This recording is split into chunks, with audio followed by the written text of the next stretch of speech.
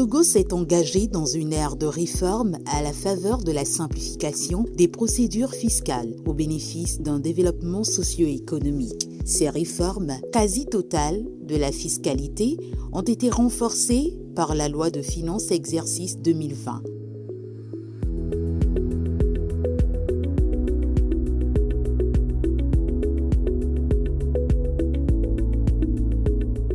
Les grandes lignes de la réforme fiscale au niveau de la fiscalité se résument en 3 volets. D'abord, probablement la simplification. Vous savez, le Code général des impôts du Togo date des années 1983. 35 ans d'âge.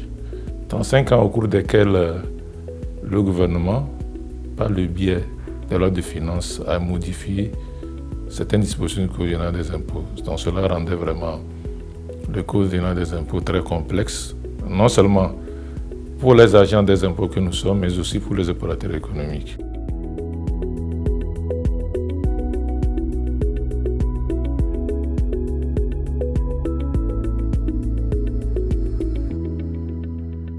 Alors, par rapport à cela, il est devenu opportun de rendre le Code général des impôts très lisible. Donc, c'est la lisibilité, la simplification. Et puis, deuxièmement, la grande réforme, c'est la séparation du Code général des impôts et des procédures. Donc pendant longtemps, le Code général des impôts était imbriqué avec les procédures, ce qui n'est pas de nature aussi à favoriser l'application des dispositions. Et puis aussi, ce n'est pas conforme aux standards internationaux. Alors la réforme a permis de séparer les dispositions du Code général des impôts et les procédures. Donc aujourd'hui, nous avons 2 lois. Une loi qui consacre les dispositions du Code général des impôts, une autre loi qui consacre le livre des procédures fiscales. Et puis troisièmement, dans le Code général des impôts, il est apparu qu'il y a certains impôts et taxes dont le rendement n'est pas très important, mais dont la gestion impose beaucoup de sacrifices au niveau de l'administration fiscale, aussi bien qu'au niveau des opérateurs économiques.